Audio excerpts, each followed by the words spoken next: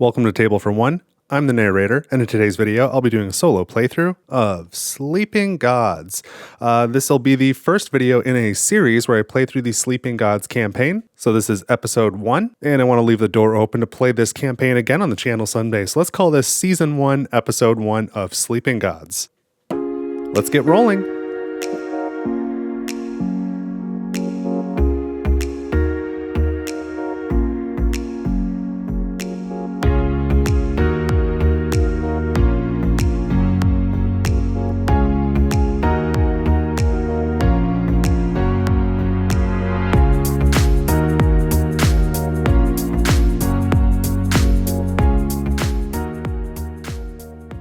Alright, so I am set up to begin a playthrough of the Sleeping Gods campaign, and I cannot begin to tell you how excited I am for this. So I have played this a couple times through, and the first time I played through the Sleeping Gods campaign was one of my all-time favorite gaming experiences. It was so awesome. And so I'm really, really looking forward to revisiting the Wandering Sea and getting this on the channel for the first time. And I like to play through all the Sleeping God games once per year if I can, though in 2025 I wasn't able to. I was working on Voidfall: The Last Novarch, and I didn't have time to get through the campaign. So it's been a little while since I've played. But I'll kind of show you where I'm at here. I've got a new journey log printed out here, nothing on it. We're going to play in normal mode, not brutal mode, because that would make me sad to lose. So I'm starting. It's very late in April of 2026. This video won't come out until May, I don't think, and we'll see how long it takes me to get through the campaign. I'm expecting this to be about 9 episodes, but we'll kind of see after I film this first one what the editing looks like and how much I can fit into one episode. So I've got my new journey log here, and then this is my achievement sheet from my previous playthrough. So I'm going to continue to track my achievements on this existing sheet, but for this playthrough, I will not start with any of my unlocked cards. I'll start as if it was my very first playthrough, so there's not going to be any spoilers for you in that regard, but I do want to, at the end, anything that we find, I want to add it to my existing achievement sheet. So this is where it is at the start, and I'll be adding to this as we go. And then also I've got my Wandering Sea map here, and you'll notice there's a few locations that I put a red box around. That's because I am playing with the Dungeons expansion, and so these are the locations that have the dungeons in them, so that if I go and explore those locations, I have some sort of visual reminder that I can go to the dungeon. And so on that same note, I am playing with the Tides of Ruin expansion as well. And so that may or may not come up in this playthrough. I don't know, because it just adds additional portions to this map and some other missions and cards. So they're all in there. I might see them. I don't know.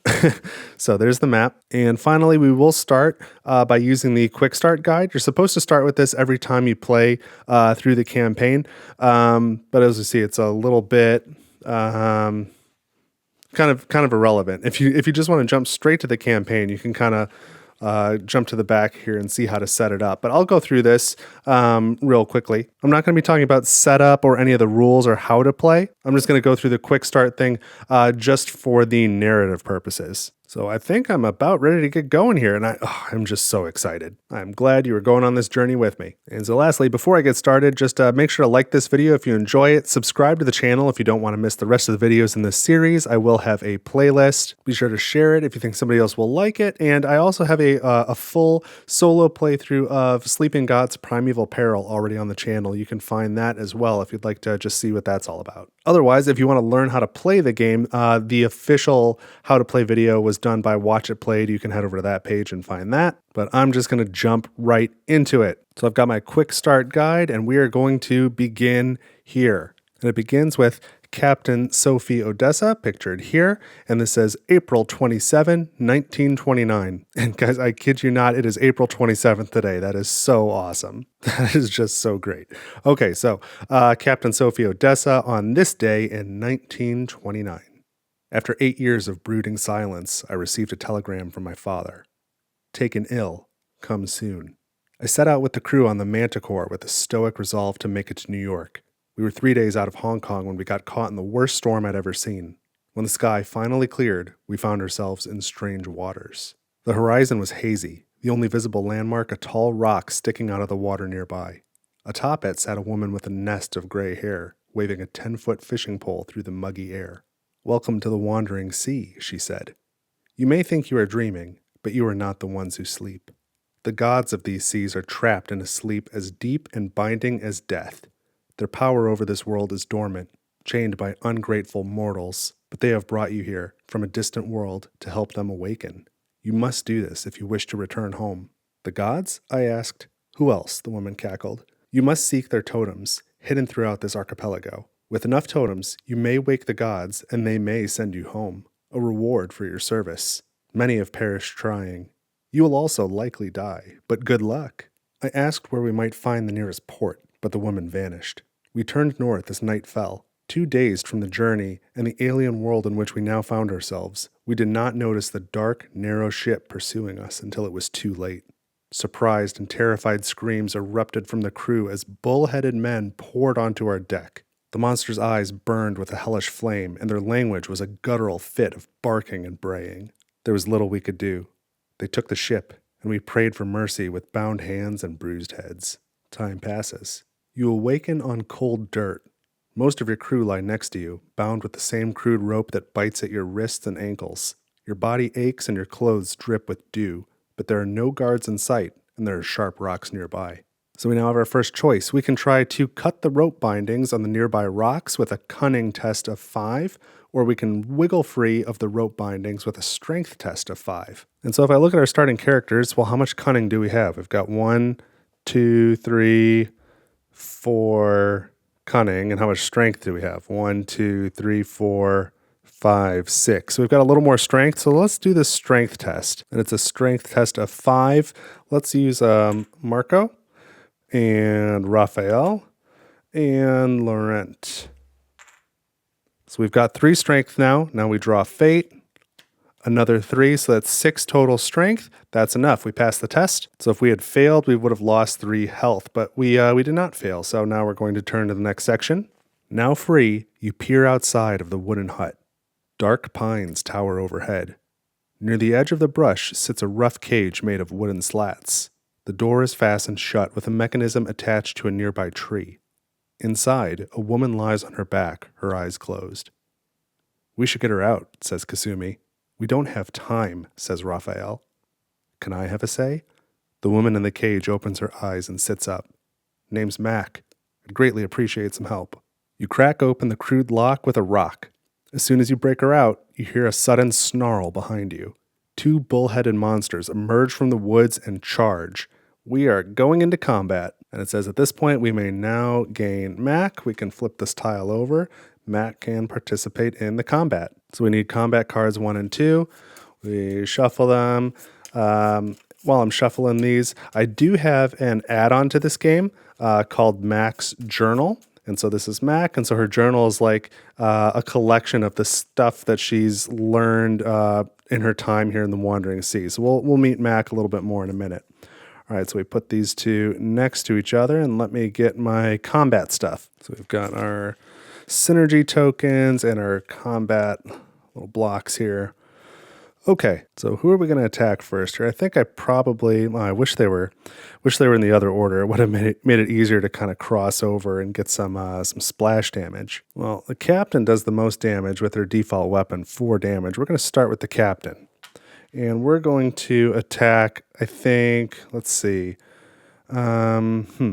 She's got 1 accuracy, so we need to get up to 5. Yeah, I don't really have a way to, I don't have anything yet to improve her chances of getting a hit. I just have to draw a 4 or better. Well, that's fine. I guess I'm going for it. Let's draw a card. We have a 2, so that's 1, 2, 3. I don't have any command tokens yet, so that's just going to be a miss here. So I'm going to get hit back for 3 plus 1 is 4, but she's got 1 block, so that's going to do 3 damage total. So we'll put 3 damage markers here on Captain Odessa, and then I get to counterattack, or I get to do like a little bonus damage back, and so I'll put that 1 damage right here to cover up that extra damage. Okay, who's going to go next? Maybe somebody with a bit more accuracy. Let's go with Kasumi. She's got 2 at least. So we'll have Kasumi attack this Mythen Guard as well. So we're starting at 2. She draws a 5, so that's 5, 6, 7. She only needed 5 total, so she exceeded it. So she gets to do 3 damage. So we'll place those 1 here, a second here, which allows me to pass along her synergy token to somebody, and then 1 more here, and that takes out the Mythen Guard. And we'll give that to Mac, and then this guard is defeated. He does not counterattack, so he's just completely removed from combat at that point. And now let's have Mac attack. She's got 4 starting accuracy, so we draw a card. 5, 6. We needed 6, so we got what we needed. She does 2 damage, plus she could spend the synergy token for 3 damage. 1, 2, 3. The Mythen Brute is defeated, doesn't get to counterattack, and now combat is over. So with combat being over, I can remove these cubes and the synergy tokens. So now we continue with the story. You head down the path to a beach, and the crew mutters relieved oaths at the sight of your ship, the Manticore, anchored nearby. When you climb aboard, you find Gloria, the ship's purser, tied up on the quarterdeck. "What a lovely trip this has been," she says with a smirk. Mac thanks you for saving her and explains that the gods brought her here as well. "I'm from the States, Atlanta originally, but I've been lost for 15 years, she says. "I tried to get home, gave up for a while, then tried again. I'm willing to join you, but I lost all the totems that I found, so we're starting from scratch. I can give you some ideas about where to start looking." You nod. "Then let's get going."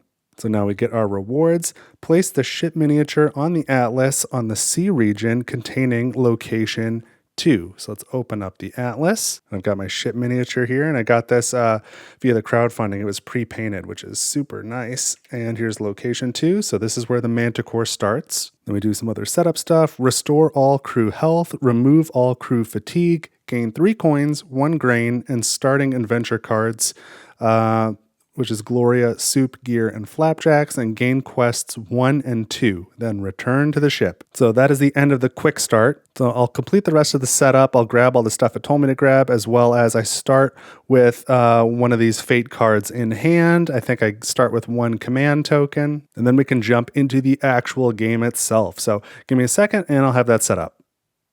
Okay, so I am set up now to begin the game proper. So I think my goal for each episode here is to go through 1/3 of the event deck. There are 3 stages of events in that deck, and we go through the entire deck 3 times as we play. So I think I'll try and go through the top third in this episode, the middle third in the next episode, the bottom third in the third episode, and we'll complete that sort of event cycle, that first third of the game, and then we'll go through that 2 more times. So that's my plan. That's why I think it'll be about 9 episodes. And then this should be obvious, but of course this is going to be full of spoilers. There's a lot of stuff in here, and there's a big exploration component to this game, so just know that going in. I'm going to try and be going places I have not gone before. If I pull out this map again, so we start here. We're sort of in the middle. This is where we begin. So I know the first time I played, I kind of went up here, and I spent a lot of time over here and here.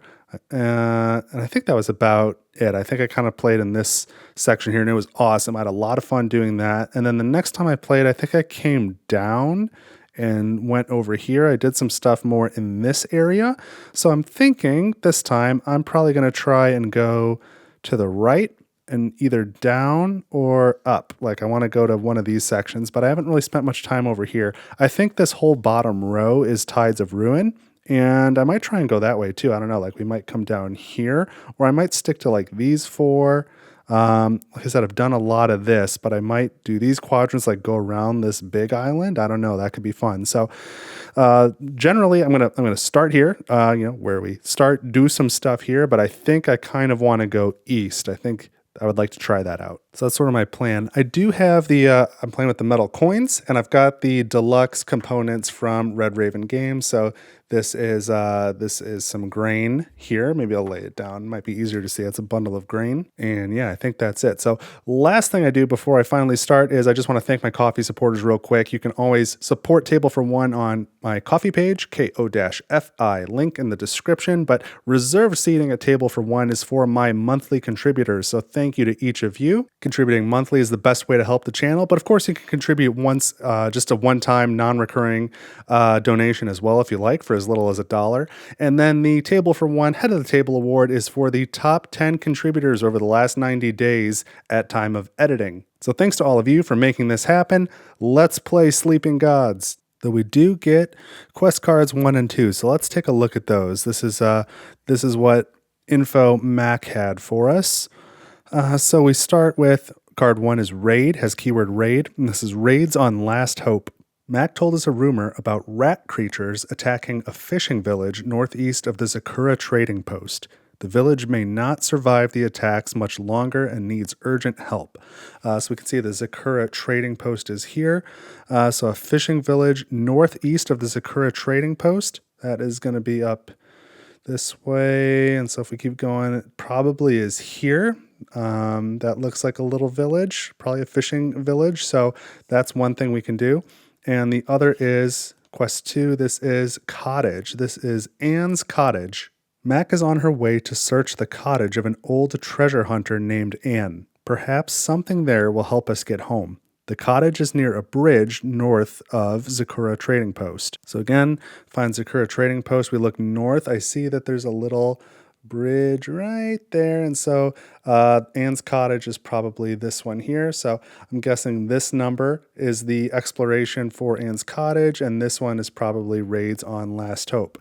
So we're going to put these cards up here, and now we are free to make some choices. Starting with, we need to do our ship action. And so I think it makes sense to start on the quarters, because we don't have like any, we don't have any health that needs to be healed or fatigue that needs to be removed. We don't have command tokens on anything, so we don't get a lot of bonus from removing command tokens. So let's go to quarters so we can gain the most command tokens possible. So we gain 1 fate card. We can have 3 in hand. This is my starting one, and oh, look at that. Those are pretty great. It gets a 1 and a 2 out of the deck, and I really like to load up these two craft skills. These 2 craft skills. I always like to put craft skills on Audrey, and she is like my sailor. And if you haven't noticed, I also, I don't know why I do this, but I always put the captain in the center of my little grid here, and then I have him alphabetically by first name. I don't know why I do that. But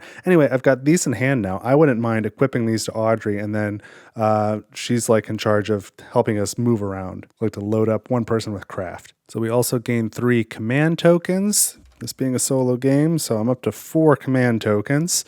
I very well might equip both of these to Audrey. I think there's a good chance I'm going to do that. But next, step 2, we draw an event. So let's see what our first event of the game is.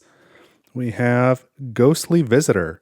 A chill air fills the ship as an ethereal woman walks the deck. So we need to convince the ghost to leave the ship. This is a savvy test of 5, and if we fail, we gain 1 frightened. So frightened crew members cannot do any attacking in combat. And so I'm probably going to over fatigue myself for the beginning of the game. But who's got cunning? Let's use Mac and Kasumi on this test, and maybe Kanan as well. All right, so that's 1, 2, 3 cunning in total. Let's draw fate. We got another 3, so that's 6. That's pretty hilarious because this says savvy and I went for cunning.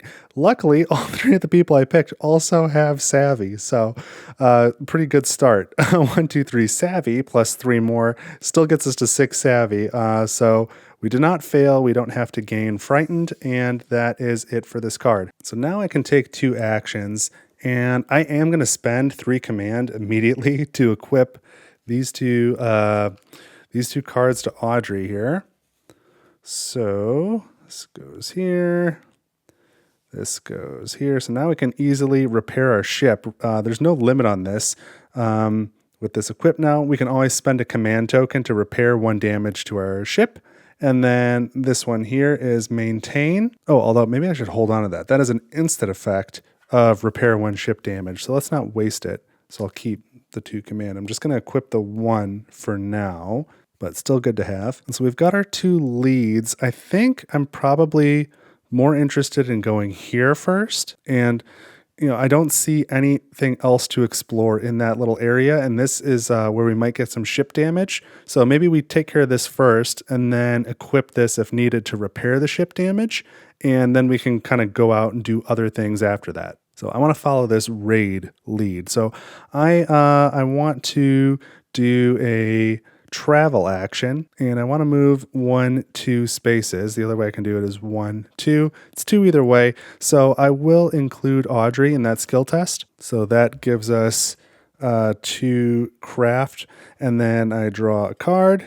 That gets us another 2. That's 4 total craft. So we can move 2 spaces. So it doesn't matter which way we go. I'll go 1, 2. And we've entered this space, so we need to do this test. I'm not going to fatigue anyone for the strength test. I'm just going to see what happens. Draw fate. Oh, we got 6. So that was lucky. So we passed the test. We don't have to damage our ship.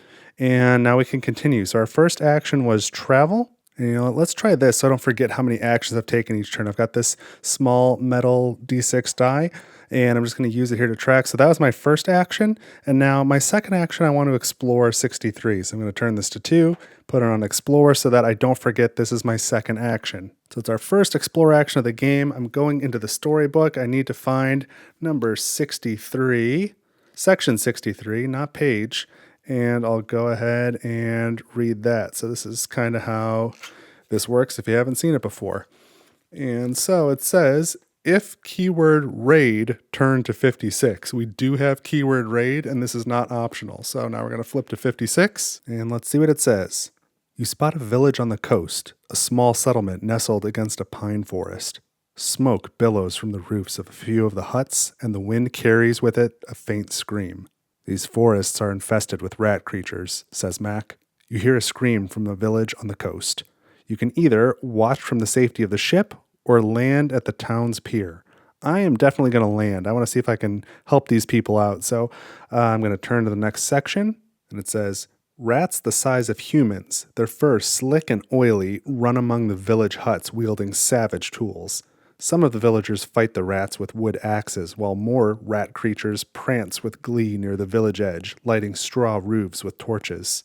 So I can either hurry to put out the fires, fight the rats in the village square, or loot what you can in the chaos. I definitely don't want to loot. I could probably help some people out if I put out the fires, but I think I would rather do the combat, because combat rewards tend to be pretty good in this game, and we are just starting out. So I think some early rewards would be helpful. And we're, of course, still on the first page of the atlas here, so I don't think it'll be too difficult. So I grab cards 29, 30, and 31, shuffle them up a little bit, just to randomize the order. It's hard to shuffle a small number of cards, but here we go. 1, 2, 3. So we've got a Zarg Rat Brawler, a Zarg Rat Alchemist, and a Zarg Rat Stabber. Okay, let's get our combat stuff ready here. So it may have been a good idea at the outset to maybe go to this market and try and buy some weapons. We've only got 3 coins, but weapons would be really helpful. We want to try and get weapons early if we can, and as many as we can. All right, so how are we going to do this? Seeing some end of round abilities we definitely want to take care of. We don't want to be weakened. This is adjacent regen 1. Also adjacent regen 1, that means an adjacent enemy will regenerate a health. So we definitely don't want those because that's going to be undoing our attacking. We don't want to be poisoned. That's the venom symbol. And it looks like they all do the same attack, but this one is the weaker one as far as getting past their defenses. And I do at least have command tokens I can spend this time if I need to. And I think I might start with Marco here. He's probably going to miss, but he's got good blocking, and I want to get his synergy token out. So I'm going to have Marco attack, I think this one here in the middle. So we need to do 6. He's got 1 accuracy. Let's draw fate. Oh, and we get a 6. So we actually have enough. So we're going to get 1 damage, and I don't think it's worth paying 2 command on either of these characters to get an extra damage. So we'll just do the 1 damage, but we'll do it right here so that we activate his synergy token, and I'm going to pass it to Mac. Now, this creature is going to attack back for 2 plus 2 is 4 damage. 3 of it's going to be blocked, so 1 damage to Marco. And now we could do our next attack, and we will have Mac attack this middle one as well. So she starts with 4 accuracy. We're going for 6. We get another 4. That's more than enough. So she can do 2 damage, plus spend this token to do an extra 2 damage on non-hearts. And what we're going to do is we're going to put her 2 damage here to get her synergy token. And I'm going to give that to Captain Odessa. And I will spend this one to do 2 damage, not on hearts. And I'm going to do this adjacent one regenerate and this 2 damage here. So now when this one attacks back, it only does 2 damage, not 4. She's got no block, so that's 2 damage to Mac. Now, might as well have Captain Odessa attack, right? So let's do that. And we'll probably spend this. She starts with 1 accuracy. This token could get her up to 3, but who do we want her to attack? I think this one here on the left. So we're starting at 1. We draw.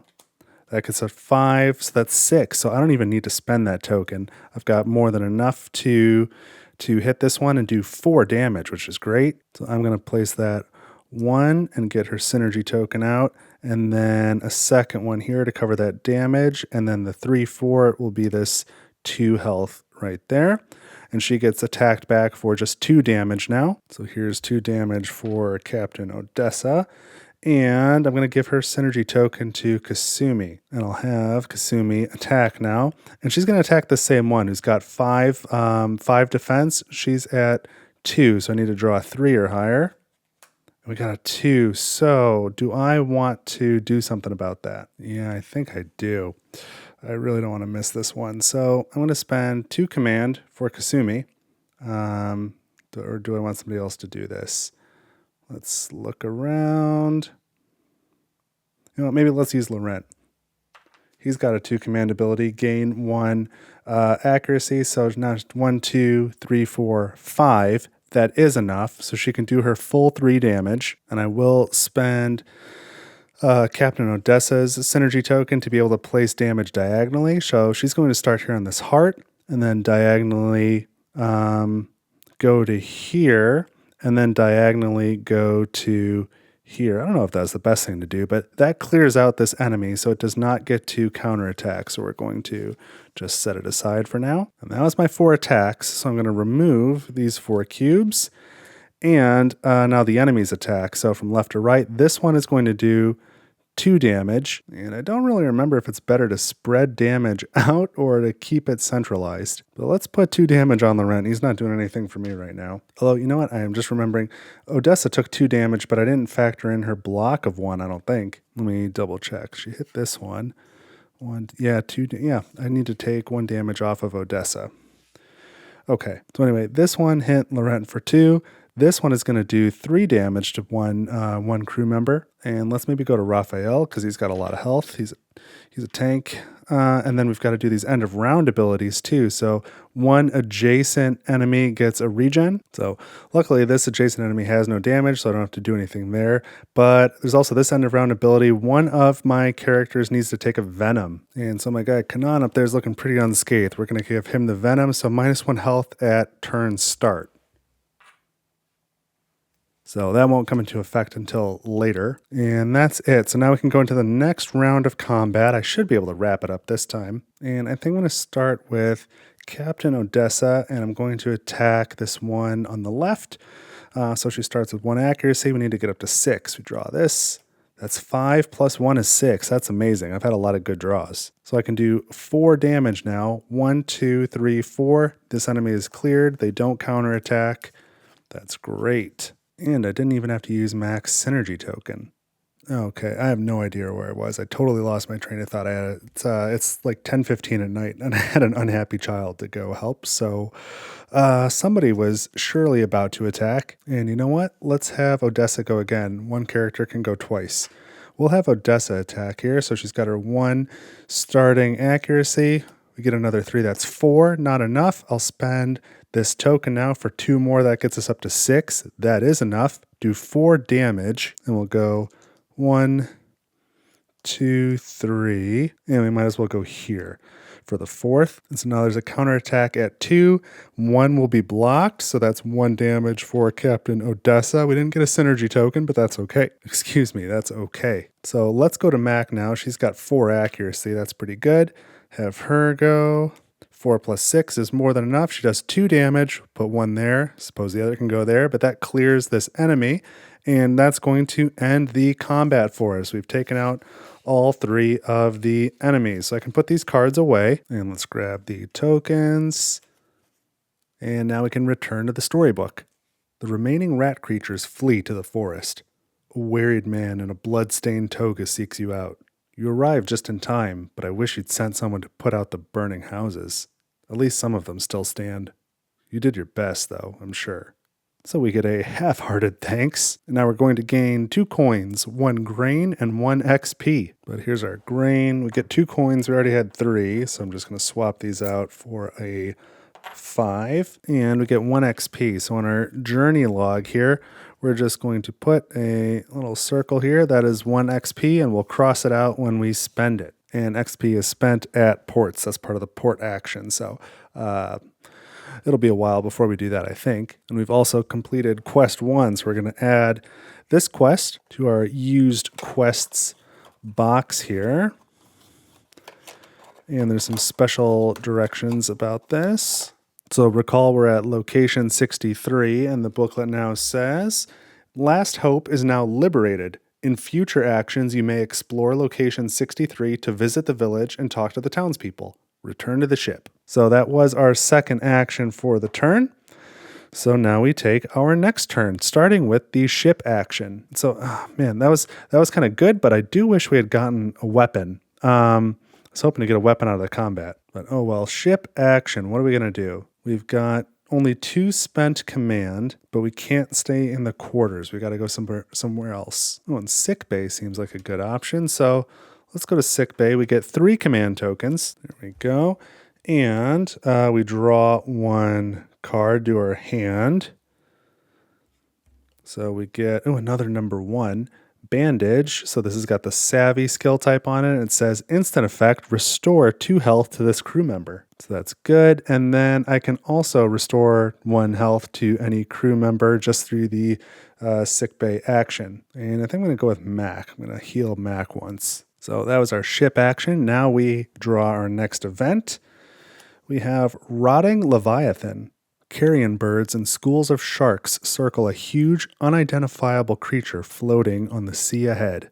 So we want to navigate away from it. This is a savvy test of 6. If we fail, we gain 2 low morale. And if a crew member has low morale, we have to pay an extra command token to use them in challenges. So 2 low morale is kind of a bit. So if I look at who's got savvy and who does not have a fatigue token yet, I could use Gregory, Captain Odessa, and Laurent. And that would get me halfway to the savvy I need. And then we just hope we draw a good fate card, which we've been having really good draws, but that means the deck is thinning out. And unfortunately, we're in the middle of a challenge, so I can't equip this card to anyone. So it would have been good maybe if I did that before the challenge. But, I guess let's go nuts on the fatigue. We'll fatigue Laurent and Captain Odessa and Gregory. And so we're up to 3 savvy, and now we draw fate. 4, 5, 6, that's enough. Okay, so we don't need to gain the low morale. I wish we did get like a benefit though. But now we can take 2 actions, and the first action I'm going to take is to explore 63. Let's see what this place is like now that we've cleared it out. So we're at Last Hope. The edge of the village rests well within the tall trees of the forest. The towering pines might have given a sense of protection if not for the recent rat creature attack. We can explore the edge of the forest, eat at the fish house, that'll cost 1 coin, or visit Mikra's temple, pay 1 food. Or we can also return to the ship. So maybe let's start by going to the fish house. That sounds pretty good. Maybe we can get something to eat and heal up a little bit. So that costs 1 coin. So we've got 5. Here's 4. So we've spent 1 coin. And the booklet says, "You must try this gumbo," says the cook with a grin. "It's my own recipe. I'll share it with you though, if it's not too spicy for you." So restore 2 health and gain adventure card 1, Spicy Gumbo. So okay, that sounds pretty good. Restore 2 health. Let's get this other one from Mac and 1 from Captain Odessa. And we gain our first adventure card 1. and it is spicy gumbo. So with 1 meat, 1 vegetable, and 1 grain, this recipe can remove 3 fatigue and heal 3 health. So the same benefits as the flapjacks, but this is one of each of the food resource types versus needing 3 grain. So I'll put that right here. We've got our spicy gumbo available to us now. And now we just go back to the beginning of our encounter at Last Hope. So our other options besides return to the ship are explore the edges of the forest and visit Mikra's temple. And visiting the temple costs a food. I don't know if I want to do that because I've got 2 grain. If I get a 3rd grain, I can make either of these recipes. This one would be, in either case, I would like to remove 3 fatigue. That would be helpful because I've fatigued everyone for some reason. But I do want to explore. I want to find out more. So we will do that. We will visit Mikra's temple. And so I'm going to spend this grain. I take it that's some sort of tribute at the temple. And let's see what the booklet says. A woman with long braided hair teaches you how to make a tea offering using honey and flower petals. This will help you enter an ancient shrine to Vallard on the island to the west, she says, though few return from that place. So we gain quest 16. So we have quest 16, keyword shrine, tea offering. At a temple in Last Hope, we learned how to make an offering that will open a nearby shrine in the red rocks to the west. So let's put this here. And looking at the map, red rocks to the west, that's got to be over here. That looks like 186. So that's probably where the shrine is. That might be worth going since we've spent some food. And so now we return to the Last Hope village. Again, we can either return to the ship or explore the edge of the forest. Let's go ahead and explore. And this says, if you have keyword abysmal or maneuver, then you have to turn to a different section. We only have shrine and cottage. We don't have those, so we'll continue reading here. You find a hut in the middle of the forest. A withered man greets you. Hello, I am Ulim, he says with a wary smile. You're those sailors from the raids. Thank you for what you did. Those demon rats have lived in the forest for years, but when they openly attacked our village, we were not prepared to defend ourselves. But I have another problem. My son went looking for pearls weeks ago and hasn't returned. I know where he went, a huge cave in a rocky island just south of the peninsula, a dangerous place where the demon dwells. My son is greedy, and I cannot stop him. I fear he's already dead. Please, I feel you're the only chance he has now. So we gain quest 4. So here's quest card number 4. Flip it over. This is, abysmal. So rescue Ulim's son. We met a man named Ulim in Last Hope. His son has gone searching for pearls in a cave south of the peninsula. And so south would take us like to this island, but I take the peninsula to be this. So his son is probably here at 54. So that's a place we could go. So we've got a few options now. We're playing side quest the game here. So we've done everything we can at 63. We're going back to the ship now, but there's a shrine over here we can go to, and we have tea, so we know how to get in. I think Ulim's son is probably here. That's our best bet.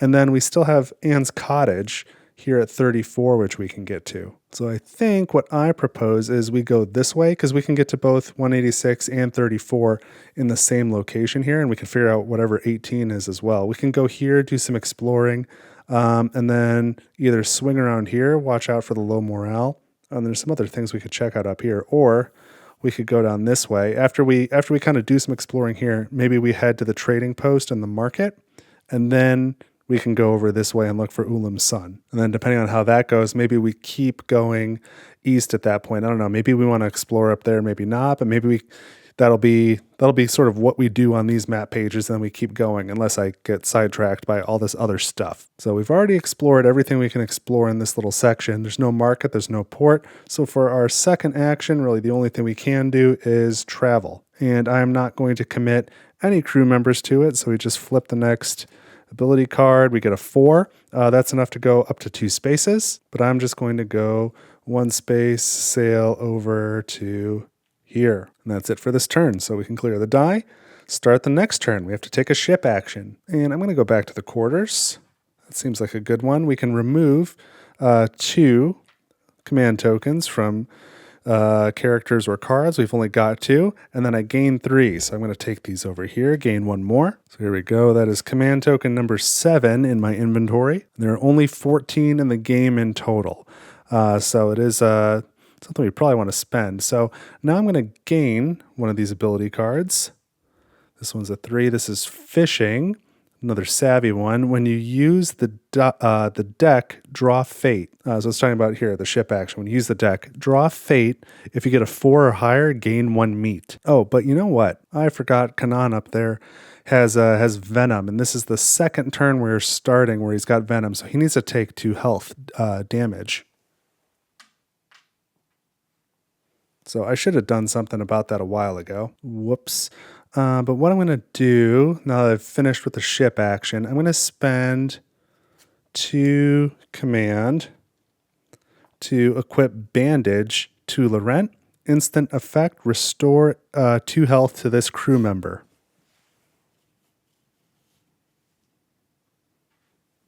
So he's going to be my savvy guy, I guess. And I will spend another 2 command with Gregory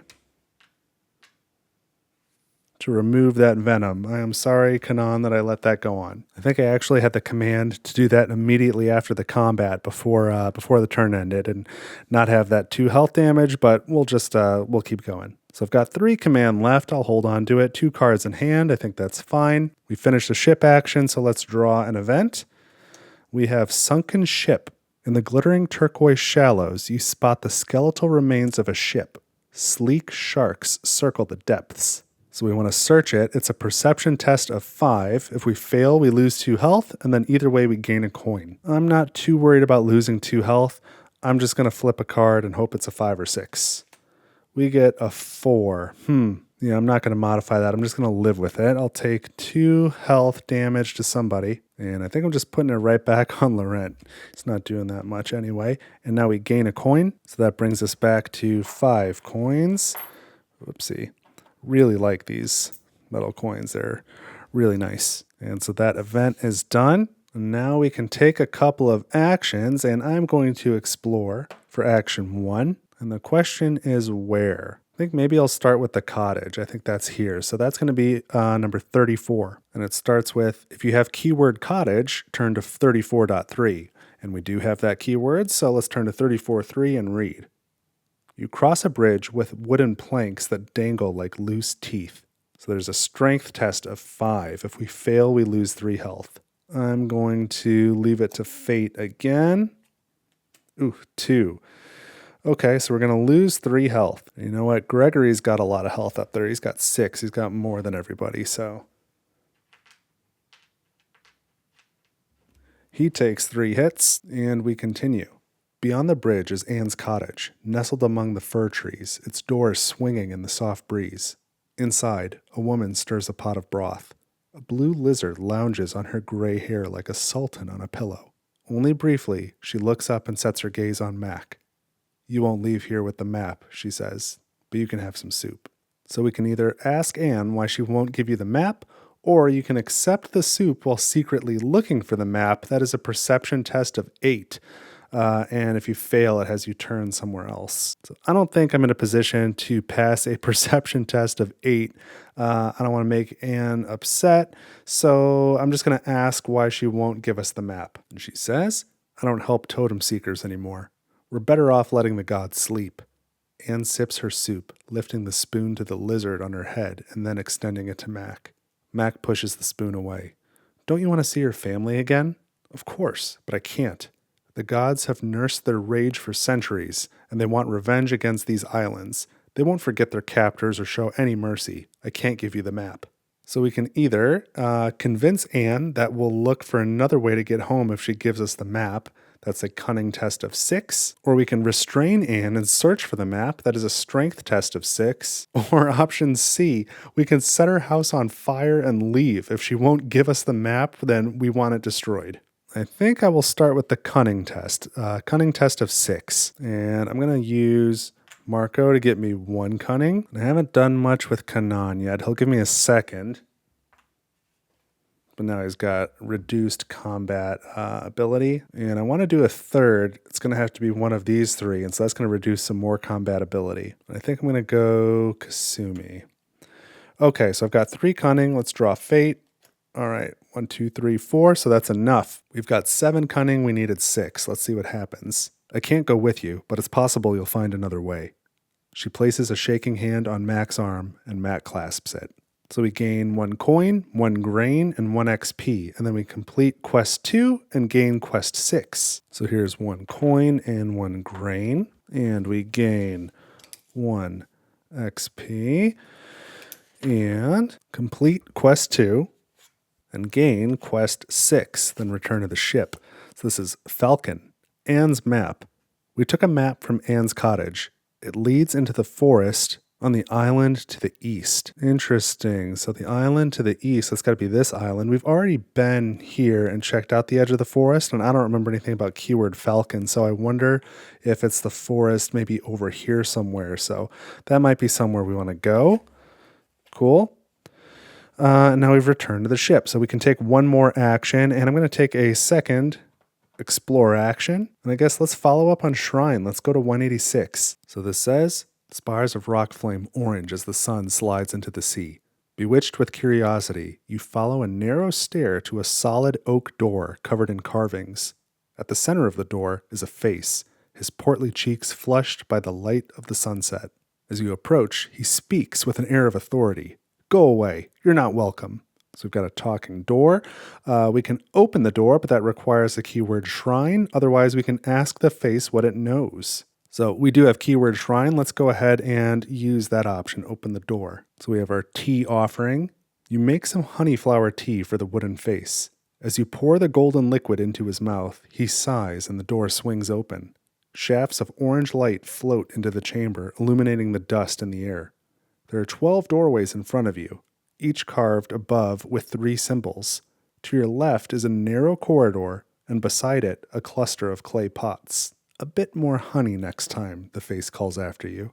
Oh my goodness, and we're given this wacky puzzle here now, and just a bunch of options. What door do we go through, A through L? So we can look at these icons that are sort of carved above each door. There's some sort of squiggle, a box, 2 lines, a diamond, an eye, a moon, a star.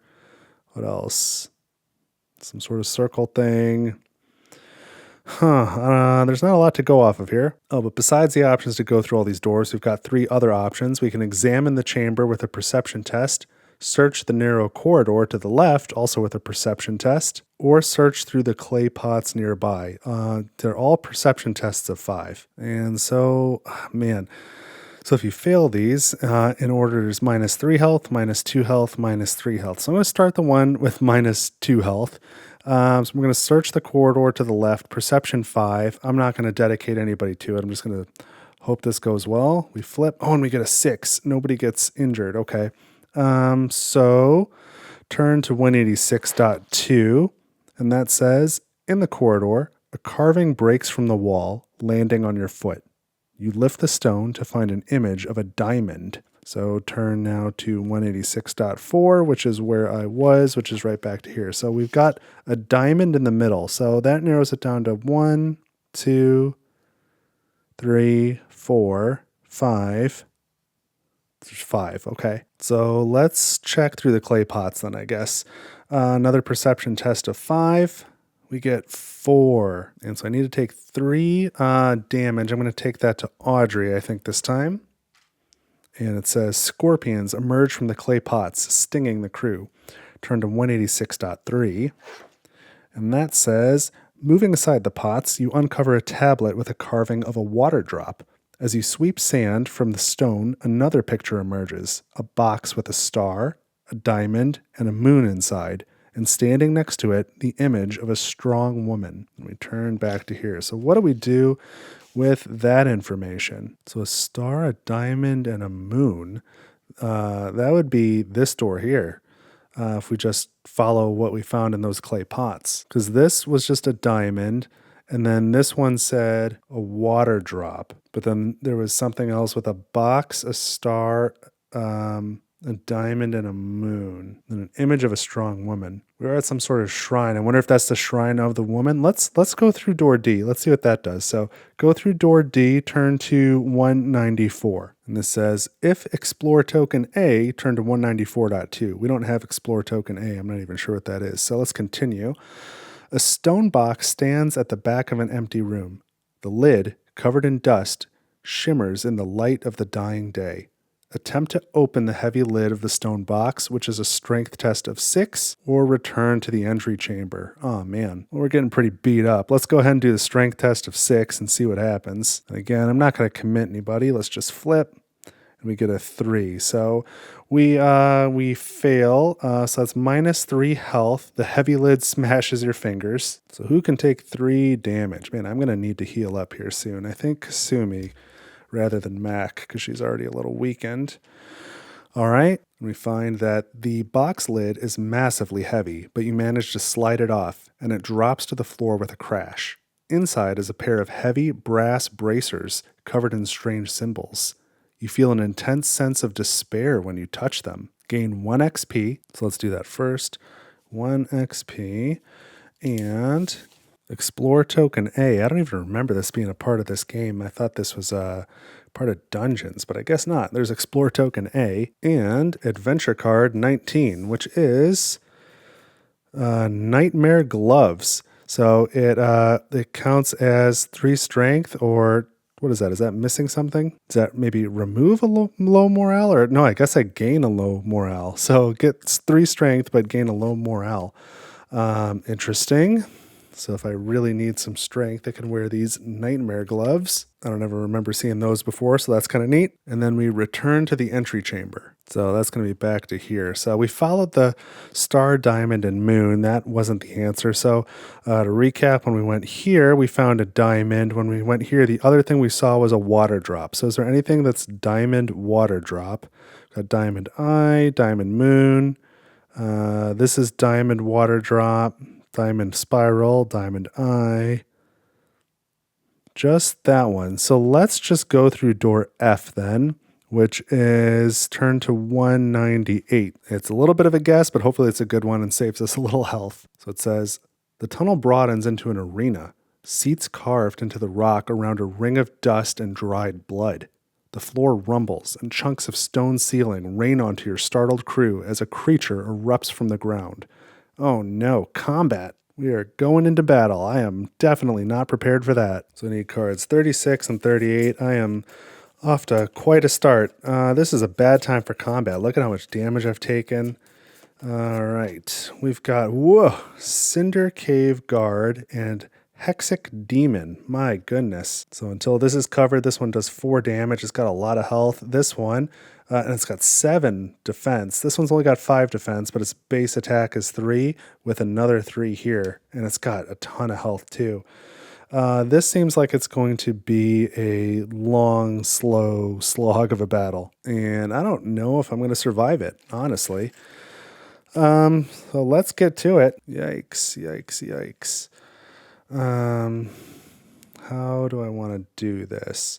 So I know Raphael's token, if I can get it, gives 2 block, and he does 2 damage, because we're going to need the block. And I was looking around to see if anyone does 3 damage, and yeah, I've got 2 people who do 3 damage, Kasumi and Kanan, and they're both at -1 damage. I'd like to have somebody just hit across the top here, but the 2 people who could reliably do it are not going to be able to because they're too fatigued. So we probably need to have Matt go, get a synergy token, and give it to Captain Odessa. And so I'm just going to have Mac attack this Cinder Cave Guard who needs 7. He's got 7 blocks. She's got 4 accuracy. Let's see what happens. All right, we've got 8. That's enough. So she does 2 damage to the Cinder Cave Guard. And so we're going to go here and here, these 2 headshots, and that gets 1 synergy token. She'll give that to Captain Odessa, and then she's going to take 4 damage back. She has no block. Ouch. I'm getting real beat up real fast. I should probably put the cube on Mac. Okay, so Captain Odessa, you are up next. Let's attack this Hexic Demon, who has 5 defense. You're starting at 1 accuracy. Plus 4 is 5, so I don't need to spend this. That's great. I can do 4 damage to the Hexic Demon. So we're going to go 1, 2, and that is a synergy token, so let's remember to use that. 3, and the 4th one is going to be a splash damage onto that Cinder Cave Guard to take that damage level down. So that's the 4 damage. And I'm going to pass this. Who do I want doing diagonal damage? I actually don't know that that's all that useful in this scenario that I've got laid out here. We'll probably have Kasumi go at some point. Let's give it to Kasumi. And now 3 damage back to Captain Odessa. She's got 1 block, so she's going to take 2 hits. Man, we're doing stuff. Who gives extra damage? You do, you do, you do. Maybe I should try and go for some synergy tokens with them, although there's only 1 synergy spot left. So, all right, we're going to have Laurent go. And he starts with 0 accuracy, so we need to draw a 5 or higher. And we get a 5. How about that? Okay, so we'll go ahead and take that synergy spot then. My thought was that if he missed, I could still take either one of those single spots there. But we'll take this, and he can give somebody an extra damage. Let's give that back to Captain Odessa. And now he gets attacked with 3. He's already got 2. Oh, but he blocks 2. So he's only going to take 1 more hit. So that's good. Now we can do 1 more. And I think I'm going to have Odessa go again. Then she's going to be knocked out of this either way. But I'm going to have Odessa go. And she's going to attack the Hexic Demon. 5 defense. She's starting with 1. I draw a 3, so we're at 4. We'll spend this synergy token. Get up to 6. So that's enough. She can do 4 damage. I'll spend this energy token to make it 5 damage. And this is never a good sign. I've run out of damage markers. But 1, 2, and 3, 4, and 5. Okay. And now she gets attacked back with 3. She blocks 1, so she gets hit with 2, which is going to take her down to 0 health. So I'll take these away. Here's a 5. So she is out. And now that is the end of the round. So I'm going to take these 4 cubes back. And the enemies attack. They have no abilities to activate, but it's going to be 2 damage and 3 damage. And blocking doesn't work here. So I think we'll do 2 damage to Marco and then 3 damage to Raphael. So he's going to be 6. Oof. He's got a lot of health, though, so he's still around. So I'm only down 1 person, but that's still really bad. And I won't be getting any more synergy tokens. Ugh. And I really wish I had some weapons. Oof, so I need so much accuracy. And Mac is the only one who has reliably a lot. But I would rather have her hit this one second so that she could take it out. So I guess my next best bet is probably Raphael. So yeah, I'm going to have Raphael hit this Cinder Cave Guard. He's got 3. He needs to get up to 7. Ugh. Not enough. 3, 4, 5. Let's hope I get lucky. I'm going to use a command token to redraw fate. So I've got 3, 6, and I need 7. Youch. So I think I'm going to throw another 2 command over here on Laurent to gain 1 more accuracy to get 3, 6, 7. That's enough to do my full 2 damage. So I'll do 2 damage right here. Now I'm going to take 2 damage back with no block. He's got 5, 6. 1 of them is going to go here and knock out Raphael, and I need to give 1 to somebody else. And I guess I'm going to go to Marco because he's got a lot of block. So hopefully in these 3 more attacks, I could take these 2 guys out. So I've got to go Mac next. She's got to attack this Cinder Cave Guard. She starts at 4. She draws a 6. Okay, that was overkill, but that's enough. She does 2 damage right there, and that's going to clear this enemy. Thank goodness. And now I need somebody to attack this Hexic Demon, and even if I miss and I knock the person out, I can still counterattack 1 damage and take them out. So I'm going to survive, but who do I want to put in this position? I guess I can use Mac again. She's got high accuracy, so she's got 4. She's guaranteed. If she draws a 1, she'll hit. Okay. She draws a 4, so that's 8 total. She does 2 damage. We'll put 1 here, and that clears that enemy.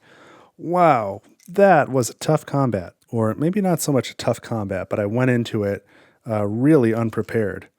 So let's clear all this stuff out and see what we get for our trouble. Hopefully something great, because I lost Raphael and I lost Captain Odessa. And everyone else is pretty close to dead too, so this is a rip-roaring start. So the book says, the shadowy creature vanishes in a burst of darkness like an exploding ink bottle.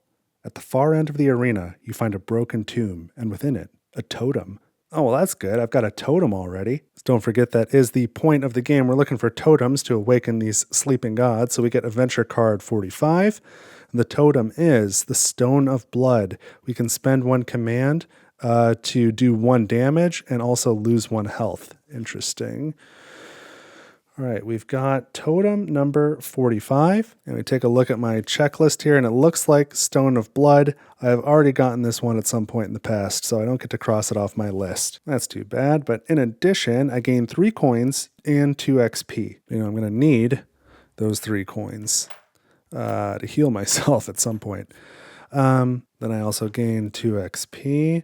I'm drawing these circles too big. I've got 5 XP to spend now, and we complete quest 16. And to be fair, as I think back on it now, when we learned how to make that tea to get in there, they did tell us that people go there and don't come back. So maybe I should have been a little prepared. But that's it. That was my second action for that turn.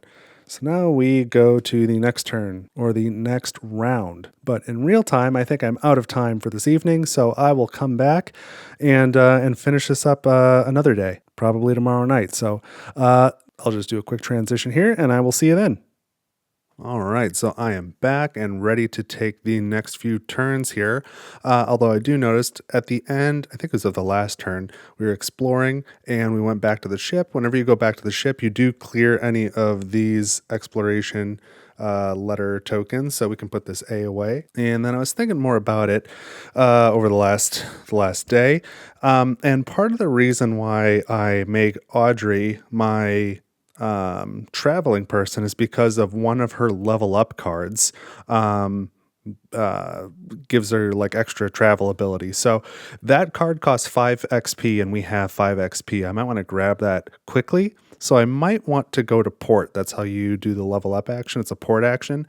I might want to go down here. And the other thing I was thinking was I might want to because previously I said I was going to explore 18 and then either swing around this way or swing around this way, exploring other places as I go. But I'm pretty beat up. I'm pretty fatigued. I think I might be better off just chasing the leads I have for a little bit. And I was interested in this one, in Anne's map with keyword Falcon. Again, that says we took a map from Anne's cottage. It leads into the forest on the island to the east. So again, I think the island to the east must be this one. I don't think it's this tiny one here, because we got it. Here's her cottage. This is the island to the east. And we've already explored this forest at location 63. So I was thinking 47 or maybe 3 would probably be this forest. And I still think that's not a bad idea. But I realized, we're only looking at a portion of this island. It extends in at least 2 more probably 3 more across 3 other maps.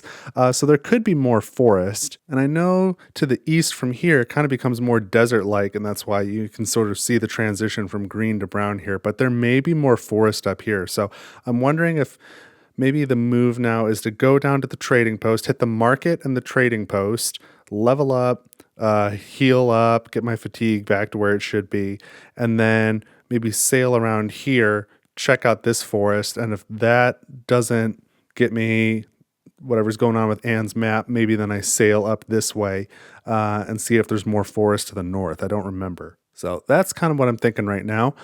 So we need to start this next turn with a ship action. And I think sickbay is a pretty sensible place to go right now.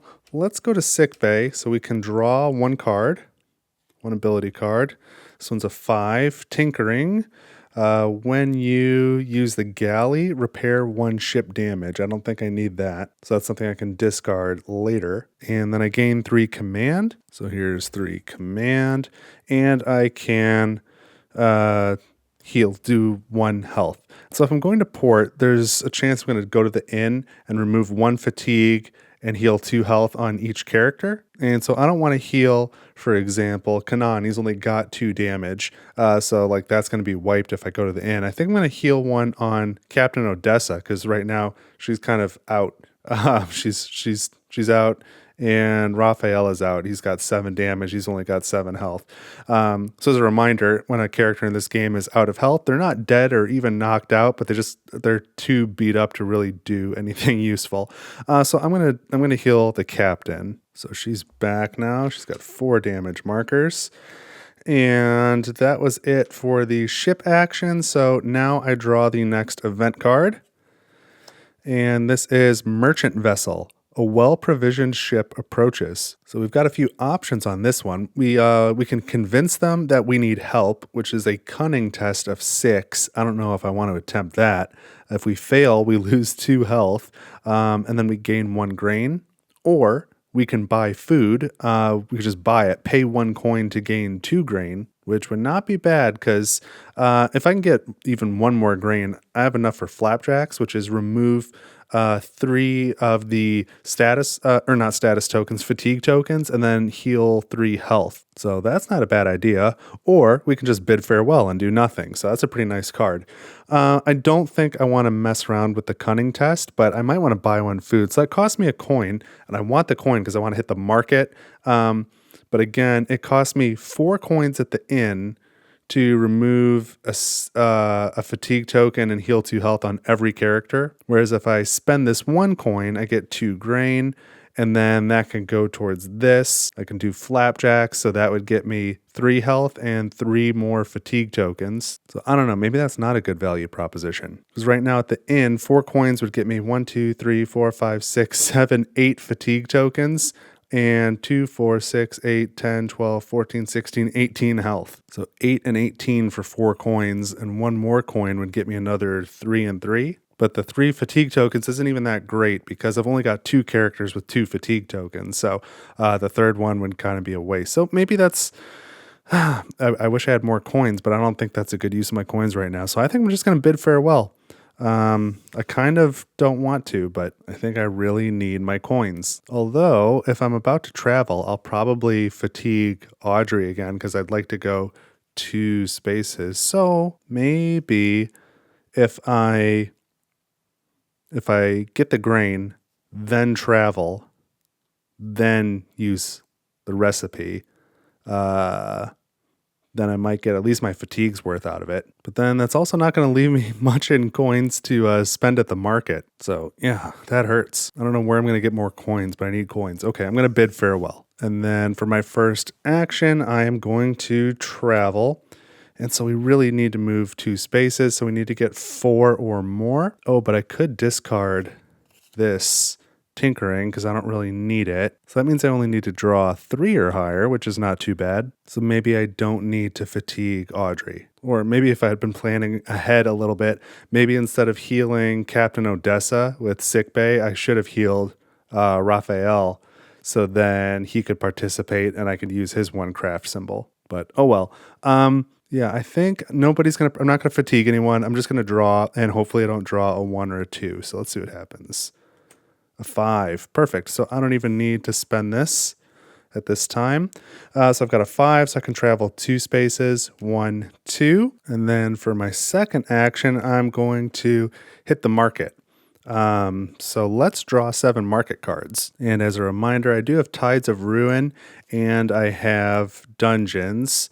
5, 6, 7. Hold on. I can't count and talk at the same time. 1, 2, 3, 4, 5, 6, 7. Okay. So I think at least Tides of Ruin adds some cards to the market deck. I don't remember if Dungeons does or not. Outside of that, I don't have any promotional content or anything like that.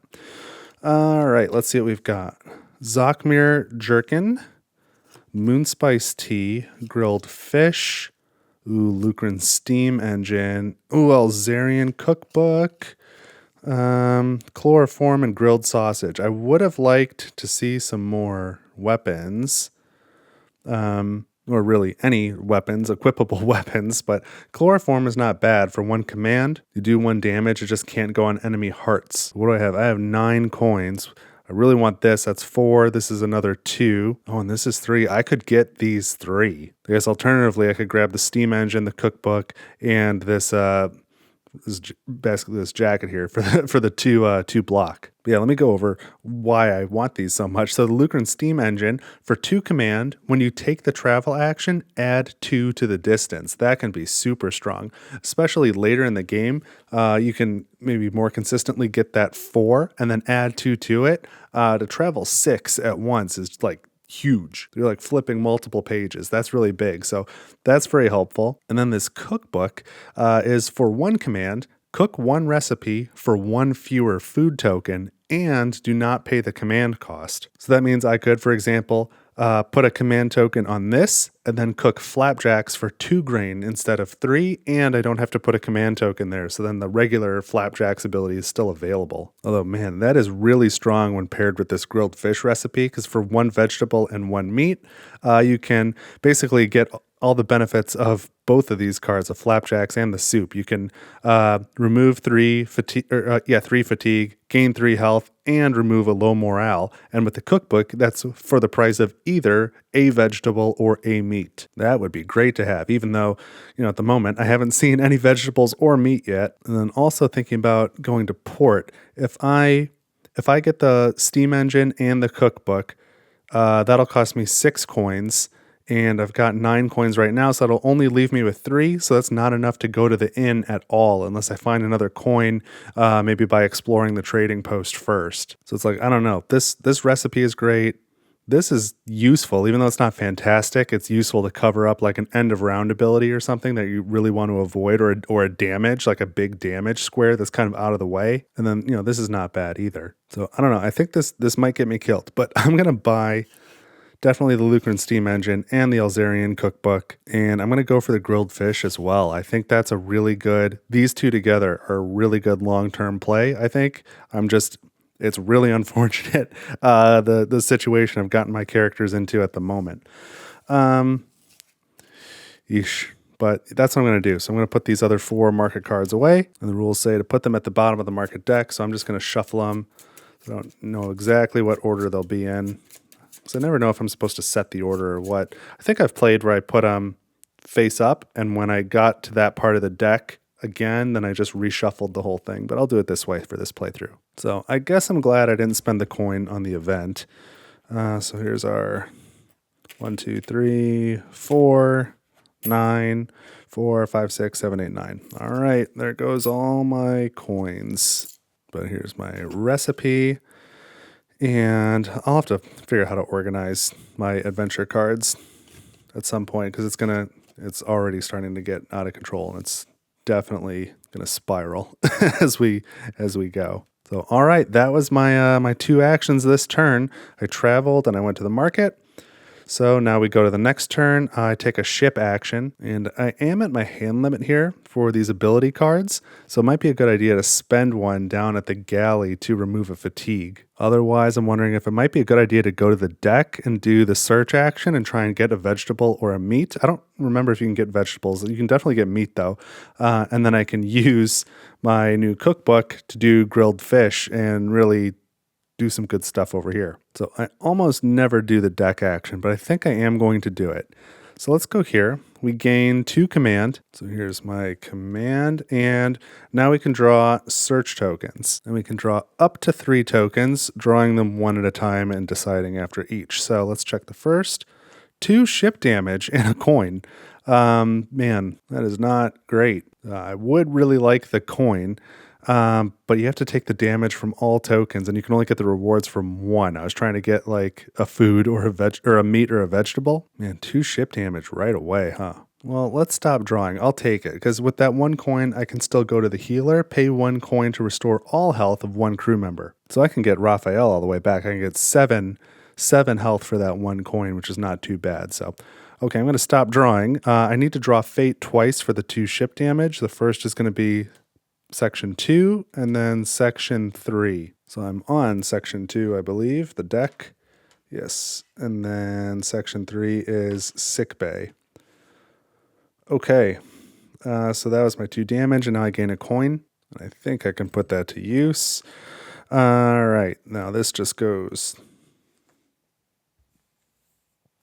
I guess, there for now. Now I need to draw an event, and we get Carpenters. An iron Lucran ship with a crane approaches. So we can pay for repairs, pay 1 materials, and repair 1. Or we can sell materials. So we pay 1 materials, gain a coin. or decline their services. And we don't have any materials, so we can't give them a material for the repair, and we can't pay the material, or we can't sell them the material for a coin. So we just have to decline the services. But I feel like that 2 damage that I just got is really convenient before these carpenters show up. I'm wondering if they damaged my ship. I don't know. I don't trust those guys. So I think what I'm going to do is, before doing the port action, I think I'm going to explore the trading post location, and maybe by walking around that whole area, maybe I can find a few more coins or some other materials that I can use to heal myself a little bit. So for action 1, I'm going to explore Zakura trading post. That is location 130. So if we had keyword unleash, we would do something else, but we don't have unleash. So let's continue. The trading post at Zakura is a collection of weathered wood and tidy shops, a dull sister to the majestic obsidian hills which lie at its northern edge. So we have a few options here. We can explore the docks, we can visit the tavern, but that costs a coin. We've only got that 1 coin, and that costs us a couple ship damage, so I don't know if I want to spend it. We can talk to the dockmaster, but to do that we have to pay 1 food, and then if we pay that, we only have 2 grain. If we spend 1 grain, we can't even use the cookbook to make flapjacks or anything else. We won't have a way to make any recipe, so that scares me. Then we can sell pollen at the potion shop, but that requires the keyword pollen, which we don't have, and we can leave. So I guess let's start with the free one. Let's explore the docks. Maybe if we do that, we can get a good read on whether it's worth it to us to do any of the other actions where we have to pay our precious resources, of which we do not have many. So we're going to the docks. A sailor approaches with skin like crude meat and a lion's mane of sea-salted hair. We've no need for cursed folk here. He punches a finger into your arm. It appears you aren't ghosts, but I would have sworn you were when you docked in that iron ship. There's one exactly like it wrecked on the rocks just north of here. So now we gain quest 5. Let's see what this is about. Freighter. Investigate crashed freighter. A sailor at Sakura Trading Post told us about a crashed ship that looks just like ours. He said it's stuck in some rocks to the north. So I don't know how far north is north, but it's possible it could be here at 216, but I think more likely it's going to be up here at 7 or 30 in those rocks. I don't know. That's not really the direction I was hoping to go, and I've kind of been to the west before. I think I'm trying to go east or maybe north if it leads me to Falcon. So we've got that card, and then we just go back to where we started at Zakura Trading Post. And so our options are just visit the tavern, pay 1 coin, or talk to the dockmaster, pay 1 food. And we don't have keyword pollen to go to the potion shop. And I just don't feel like I can spend those resources right now. So we're just going to leave. We're going to return to the ship. That was kind of a bust. So for my second action, I'm just going to take the port action. We can't afford to go to the inn. We can go to the shipyard, 1 material or 1 coin per boat repair. I'm not going to do that. I will go to the healer and spend this 1 coin and return all health to Raphael. So that's 7 hits. He's back in action now. 7's a good number. And then we're going to spend some XP. So let's get the journey log out here. I have 5 XP to spend. And then here's the level cards. You can always look at these at any time, all the different level ups for the characters. And Audrey here, for 5, we can get jury-rigged engine. If you use Audrey to travel, add 1 to fate. If the total is 9 or more, ignore hazards. I think I want that. So each time you go through the event deck, you lose all of your equipped ability cards, but your level cards stay. So this is a good one to get early. I mean, they're all good to get early. But I'm going to spend these. 1, 2, 3, 4, 5. Those are gone. And now this gets equipped. So also characters can only hold a max of 2 abilities, but the level cards do not count. So she can still hold 1 more thing. So I'm just going to tuck this under here.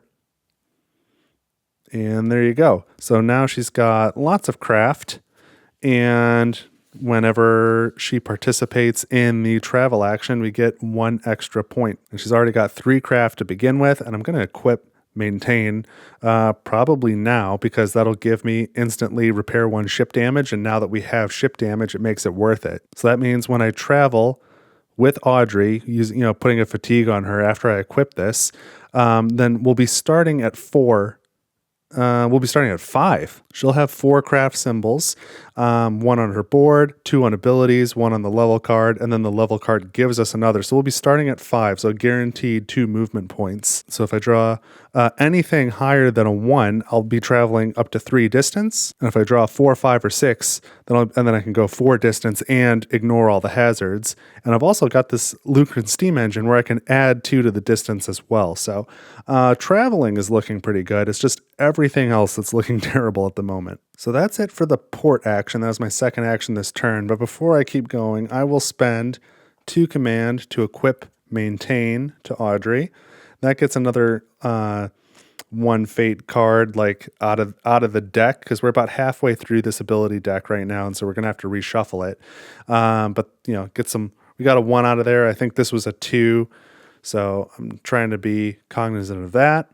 And so instant effect, repair 1 ship damage. I'll take it off sick bay so that we keep that available because I think we're going to need it. We're out of XP, but there is another level card. There's one for Gregory that whenever you take the sick bay action, in addition to that 1 health, you also do 1 more health to anyone but Gregory, so he heals somebody else. So that doubles the the effectiveness of sick bay. So that's something I might want to grab. But there's a couple other level cards high up on my list. There's one for the captain, for Captain Odessa, where every time you enter combat, you get some command tokens. And that's really helpful as you start to pick up like the market cards I did not buy to like use chloroform or whatever that that defense jacket of some kind was. It Jerkin, I think it was called. Like, as you get more things like that you can use in combat, it's really helpful. So you have some command tokens going into combat. But then, before this turn is up, I am going to use another command token to use the Alzarian cookbook.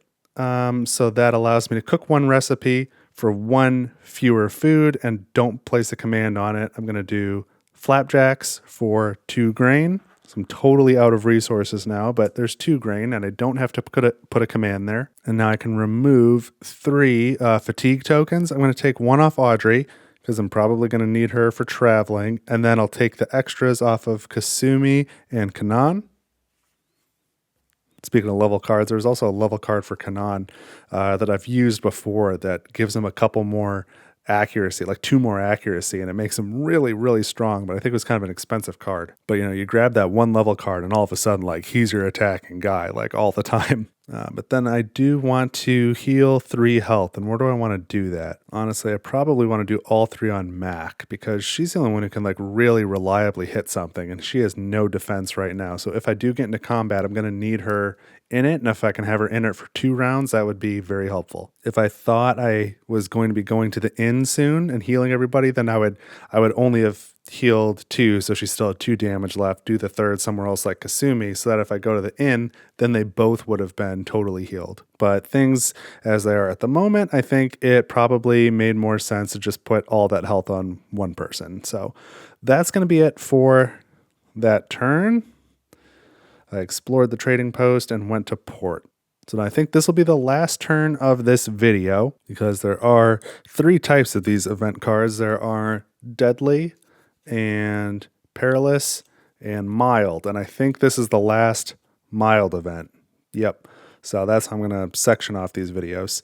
So I need to start with a ship action, and sick bay probably makes sense, but I also am wondering about going to the bridge, because that'll remove all of the command tokens that are out there, which makes the cookbook available, but also for Laurent, that makes this top action available where he can spend 2 command for a meat. And then I might do that right away, get 1 meat, use the cookbook to then make the grilled fish recipe. But the grilled fish recipe also clears 1 low morale, which I don't have, and that's a fairly common thing to get. So maybe I try and put that off if I can, just so I can maximize my use of some of this stuff. So, okay, you know what? I really need the health. Let's go back to sick bay. We're going to go there, draw 1 ability card. And it's a 2. That's something I might want to hold on to. Focused mind. When this crew member is at full health, gain 1 additional accuracy. I would like to equip as many 1s and 2s as I can to get them out of the deck to improve my chances when I draw for fate. So, all right, drew my card. I do get 3 command, and there's only 3 command left in the supply. So I'll need to go to either the bridge or at least the quarters soon. I think there's a level card, maybe for Laurent, where every time you go to the bridge, I forget. Let me just look it up. I was going to say gain a command. Yeah, gain 1 command when you use the bridge, and it only costs 4. That might be a good one to get, too. Command is never bad to have. But anyway, I grabbed my ability card, I got 3 command, and then I can heal 1 health somewhere. And I think I'll take 1 off of Kasumi, because I think going from 3 health to 2 with no block is probably a stronger move than going from 4 health to 3 with 1 block. Like, you're likely to get KO'd after 1 hit anyway, so this might keep her alive. I don't think it would do much for the captain. But all right, let's grab the last event for this video. And we have Seaweed Garden. A lush patch of seaweed sways beneath the waves.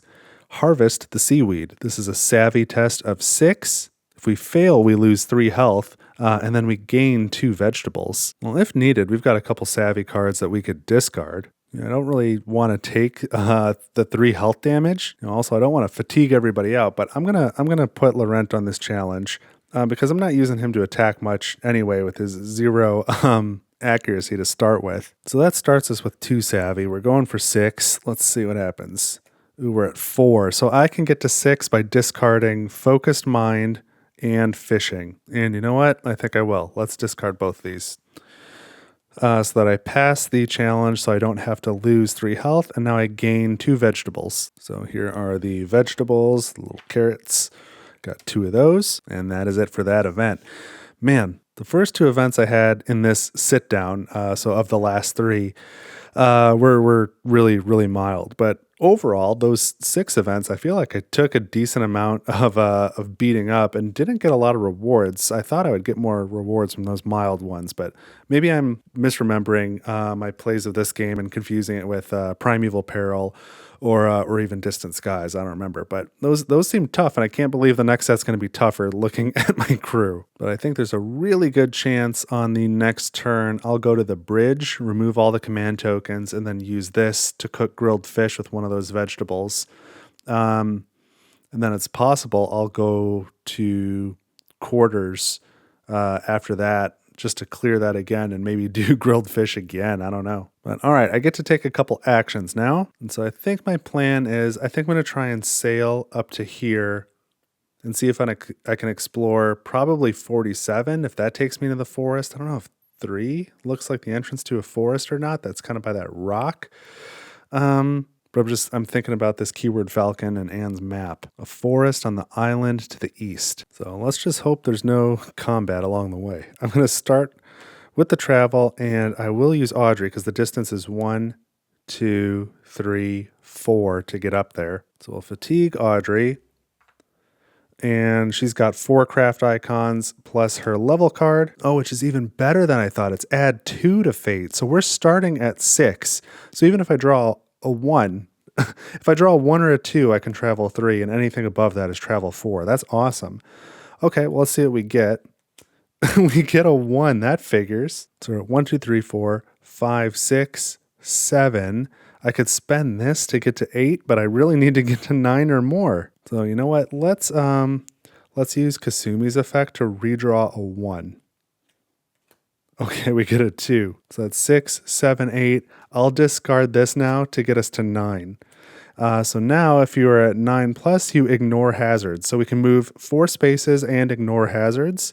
So we got to turn the manticore around here and then go 1, 2, 3, ignore the hazard, and 4. So now we are here. And for my second action, I'm going to explore. I don't know if it should be location 3 or location 47.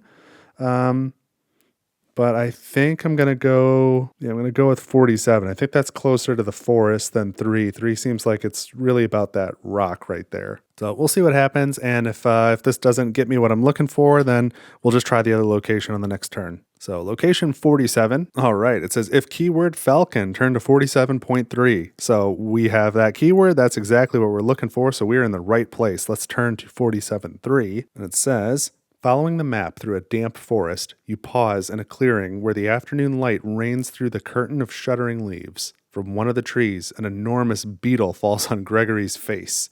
He thrashes as he rips it off, throwing the cat-sized insect to the ground. Disgusting. Okay, that's just my commentary. It doesn't say that.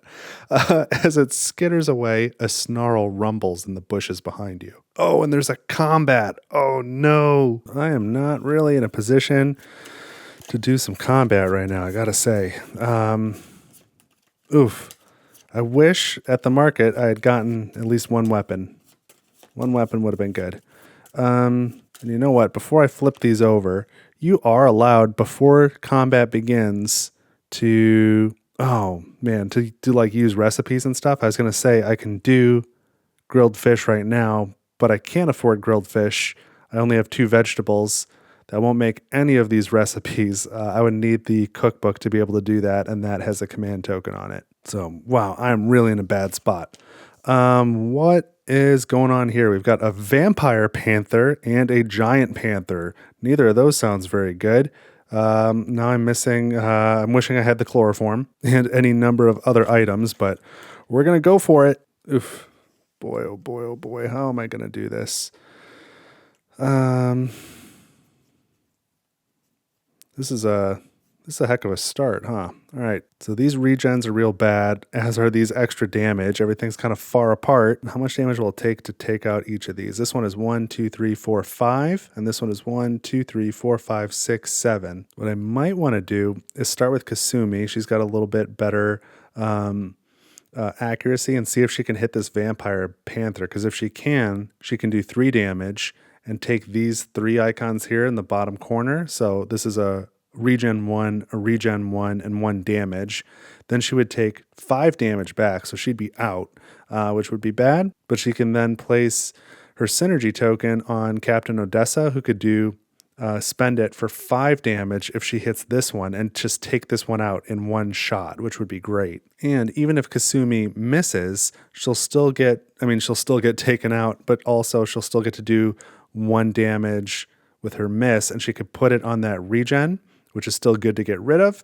And that would still allow her to pass her synergy token on. Although I could start with Marco, have him hit this regen 1 spot with the synergy token, and he could give his synergy to Kasumi. And if she hits, then she can add, or even if she doesn't hit, even if she misses, she could do 2 additional damage on non-heart spaces. And she could like put her miss here, assuming she misses, put it here, and then place 2 more. Oh, but then she won't get to pass a synergy token. Well, actually, Raphael's got a lot of health, and he's got a lot of accuracy, and he can do some damage. And we can spend command to give him an extra damage. If he could hit here and do 2 damage, spend 2 command to get a 3rd damage, he can hit these top 2 spaces, take that damage way down, get that synergy, and that's a 2 block, and that would be really good to pass along. And if he was actually able to pass that to Kasumi, then she could survive that first hit. But anyway, that's a lot to think about. Kasumi, Audrey, and Laurent are the only 3 that can do additional damage to hearts. I need hearts, so Marco's ability isn't going to work. And if any of them can get their synergy token in Captain Odessa, then she can one-shot this giant panther. And that's I think important to me. So maybe what I want to do is start with Raphael. If he can do, his default is 2 damage. If he can do that and spend 2 command to do 3 damage, he can do these top 2 spots. That'll get his synergy token on somebody.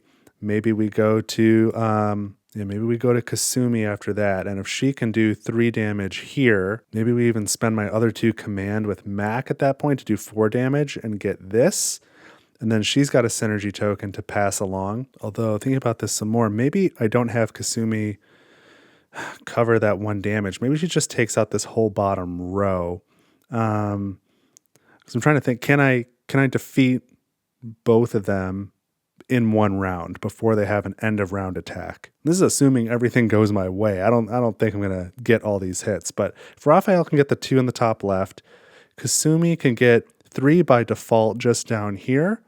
Wait a minute, let me rethink this. If I'm trying to knock this out before the end of round, then I don't even need to hit that regen. So if Kasumi did 3 damage, she could do 1, 2, 3, only covering that regen for the purposes of gaining this synergy token. In fact, then she could just do the middle 2, 1, 2, 3. So it'll be kind of divided up. There'll be 2 hearts here, heart and damage there. And with this synergy token, she would still survive in that case. She can pass this to Odessa, who can one-shot this one, and then one other character, that won't work. One other character will be able to attack, but it will be 2 hearts here on the left, and 1 right here, so that won't work. So what I can do instead is have Kasumi's 3 be 1, 2, 3, and Odessa's synergy token can allow somebody who does 3 damage to hit the middle 2 and that top corner to place diagonal damage. So who does 3 damage? Kasumi again would probably be the best bet. So I think Raphael, Kasumi,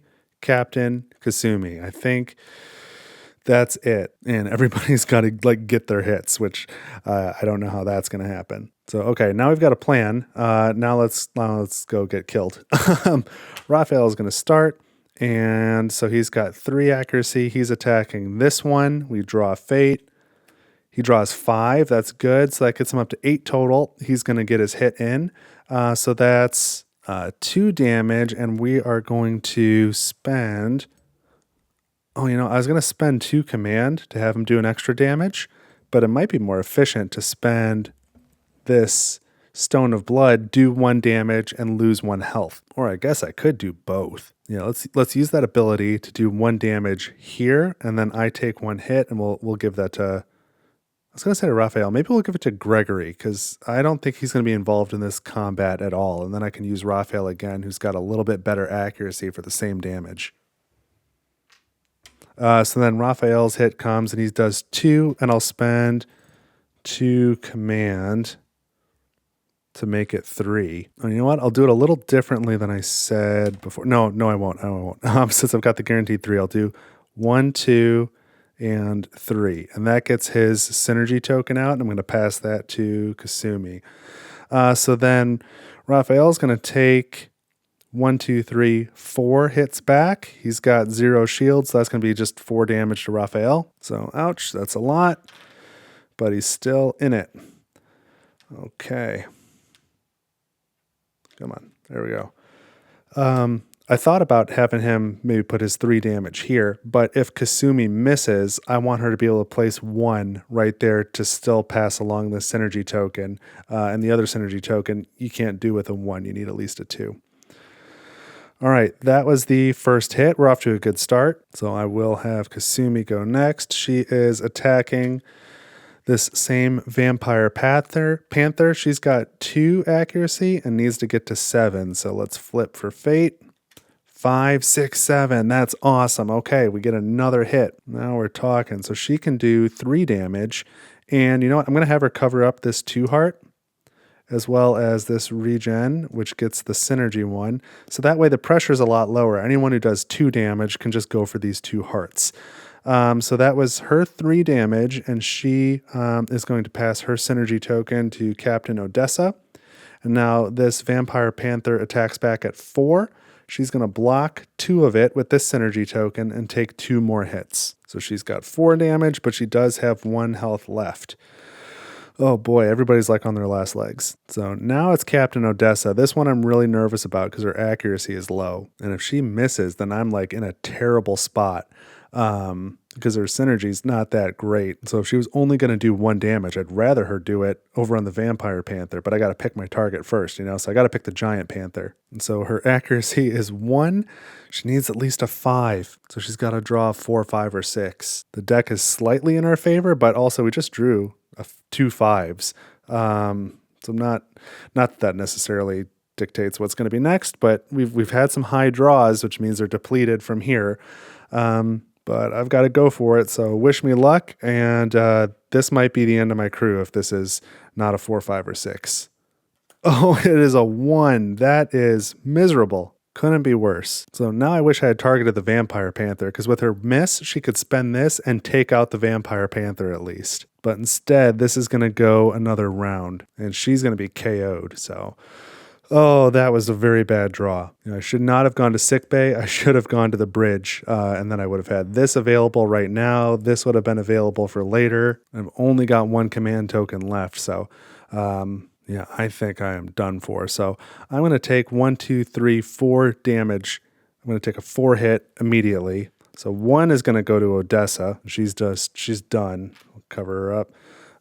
And then I've got to do the other 3 somewhere else. Boy, who can take another 3? Realistically, nobody. And we're dropping fast. I'm going to put 2 on Laurent, and he's going to be out. But his ability to do any damage was weakened anyway, and I got to put 1 somewhere else still. Let's go with Gregory, because he's got a little extra health, so he'll still be alive. But also that gives us the ability to maybe get his synergy token out there, so if somebody else goes down to 0, they'll get 2 health back. So, okay, this is falling apart rapidly, but I must continue. So Captain Odessa still gets to do her 1 miss damage, and she's going to spend this token to do an extra damage. Might as well. And I don't think I'm going to cover up this synergy spot because her token's not really that useful to me. And I don't want to just put it on the 2 because then that leaves this weird diagonal. It's going to be hard for somebody to take out. So I'm going to cover this 1 damage and this 1 heart. Oh man, now I've got 1 attack left. It's got to be on the Vampire Panther. To try and knock it out before the end of the round. So this is a good one for Mac. She starts at 4, needs to get to 7. 4 and 5, that's 9. Could have used that a minute ago, but all right, that's enough. So she does 2 damage. She'll cover these 2 hearts. That takes out the Vampire Panther completely, so it doesn't get to counterattack. Oh man, and now it's the end of round. I hoped it wouldn't make it to this point. So this gets to attack again with 3 damage to somebody, plus somebody's going to get a weakened token, so their skills are going to go down. So here we go. So yeah, 3 hits to somebody, 1 person if 1 person can take it all, and I've got to give a weakened status to somebody who I don't specifically think the rules say you can't give it to somebody who's like already out, but these characters technically can't participate in combat at this point, so I don't think they can get the status token. So man, all right, first, where am I going to put 3 damage? Is there anyone who can take 3 damage without being knocked out? Only Mac. So that seems very dangerous. So what I'm going to do is I'm going to give it all to Kanan, because he's the only one who can take all of it besides Mac. It's still going to take him out, but he can at least take all of it. So I don't have to knock out multiple characters. So this is falling apart. Although, you know what? It doesn't say if the status tokens or the damage have to be applied first. So I'm going to do the status token first to Kanan and then the damage. So that at least kind of centralizes things. And now we start a new round. Yikes. And I've got to do 4 more damage. Ouch.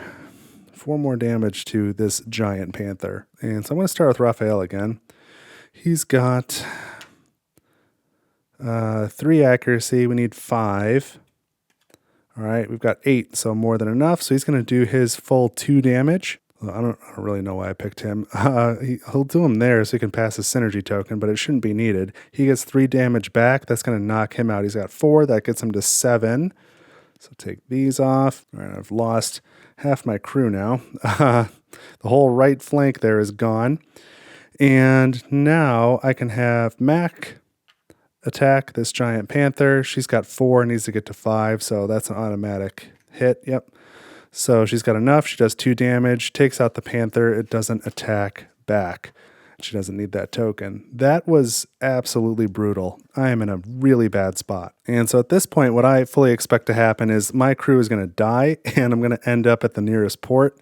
And this will be a shorter playthrough than I had originally anticipated. But that might be the best thing for me right now. So I can at least put these 2 cards away.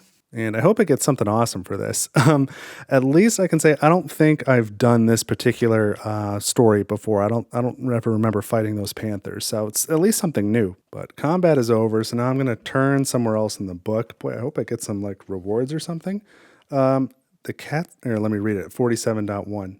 The cat's now defeated. You rest to gather your wits and dress wounds. Gain 2 meat, 2 coins, 1 materials, and 1 XP. That didn't feel worth it. No, it did not. So here's 2 meat. At least I'll be able to do this recipe. That'll get me some people back. I also get a material. It's just a plank of wood there. 2 coins.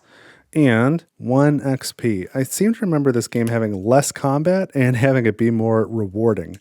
Maybe I'm thinking of Primeval Peril. Yeah, this is rough, but the story continues. Let's move on now to 47.2.